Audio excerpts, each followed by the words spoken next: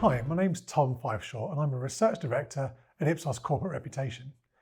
I'm here today to talk to you about our Business Journalist Survey, specifically what journalists really care about when appraising your organisation.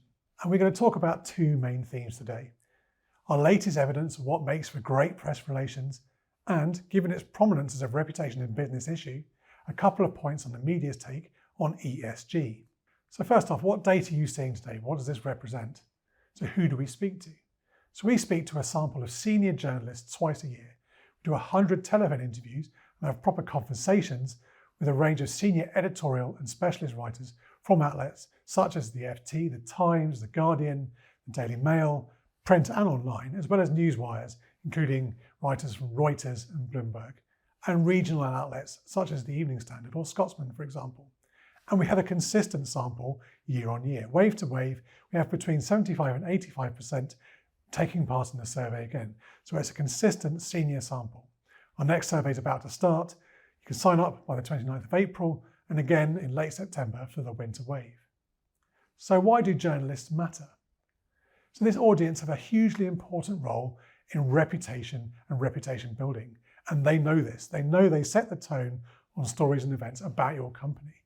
Indeed, as this journalist says, if it's something bad, then the way in which these issues are written about or reported on by the media are absolutely critical to what people think. Now, this is an important one. The media are trusted amplifiers. This is data from our Reputation Council, a group of senior corporate communicators from around the world and some of the world's largest companies. And 3 in 5 members agree that fake news is a material threat, but the estimates of its severity vary. Few see it as an existential threat because businesses are adapting to manage the risk and their target audiences are learning to distinguish between what's real and what's fake. But it's high on the agenda. It's not going away anytime soon, and therefore you need those trusted voices such as these professional journalists. So why engage with them? This is their perspective. They welcome interaction and they take their job seriously as professionals and they want to do things well and report things accurately that are less one-sided. And as this quote demonstrates, they get their impact. Importantly, they also see the mutual benefit they can get from dialogue with companies on a given story. If they understand your side of the story, it can make a real difference to the level of criticism you might get in their reporting, which in turn impacts consumer or investor opinion. So what makes for outstanding press relations? These findings are consistent year on year. Essentially, these are the fundamental of good press relations. Speedy responses to inquiries, giving journalists access to senior execs and employees, and just being open and transparent. So there's a clear role for professional press relations and not so much with gimmicks. And where are they getting their information? So they're getting their information from press relations professionals and their press releases. There's a clear role for those. But they also want to hear from senior execs and on-the-ground staff. And contrary to popular belief, Twitter or other sources aren't really seen as that useful. And it shows the importance of joined-up comms and behaviour across a business and avoiding those say-do gaps that means you are seen as inauthentic, perhaps. So who do people trust? This is data from our Veracity Index with the public. And journalists are people too. They, much like the public, are likely to trust the ordinary man on the street. But there's also a role for technical expertise. You can see here that doctors, scientists and teachers are amongst the most trusted professions. So where it's relevant to your company, if you're a pharma or an engineering company, for example, you would want to utilise these kinds of professionals as mouthpieces for your work. But are technical experts more effective corporate spokespeople than the C-suite? And this is back to our Reputation Council. And our members say this is situational. The most effective spokesperson will be determined by the issue, the audience and the industry context. And the CEO will often have a broader command of the agenda and perhaps the charisma or gravitas required for more strategic communication.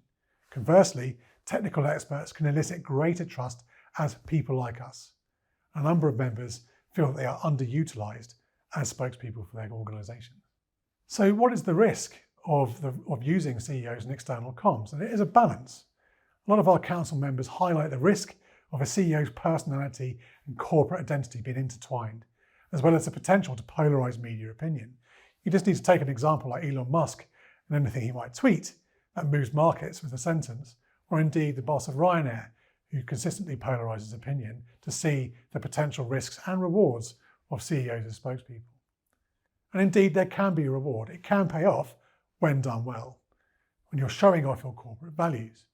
The CEO is an authoritative voice and an appropriate voice in a crisis.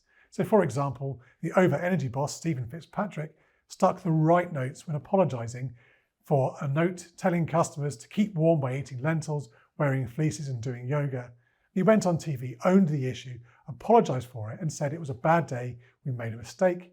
We've tried to put it right as soon as possible. It shouldn't have been written, never sent, and we should have caught it, which evidently they did after half an hour. So sticking on the theme of the C-suite, who do journalists find most impressive at the moment as CEOs? And it's perhaps unsurprising to see the CEO of AZ being at the top of the list here, given the profile they've had during the pandemic. But these individuals are persistently in the top 10 lists, and some relatively new entrants are consistently here in recent waves, such as Alison Rose and Amanda Blank. But focusing on the PROs themselves and the press relations office, who does this best? And you can see here in terms of net performance, it's a wide field, but an interesting one, to see that those on the left-hand side doing this well, those in the finance sector, plus a couple of our clients in retail and FMCG, and those are the organisations that we know use traditional, well-resourced and experienced press relations teams. Newer companies, those software organisations that you can see on the other side of the chart with poorer ratings, may not necessarily have the institutional memory or the same setup that underpins effective press relations. And press relations officers and their press relations teams have impact. There is a correlation between successful press relations and sentiment towards companies. So it means that press relations teams have clout. They safeguard and build and help maintain reputation. And just moving on now to ESG. Now, why are we talking about this?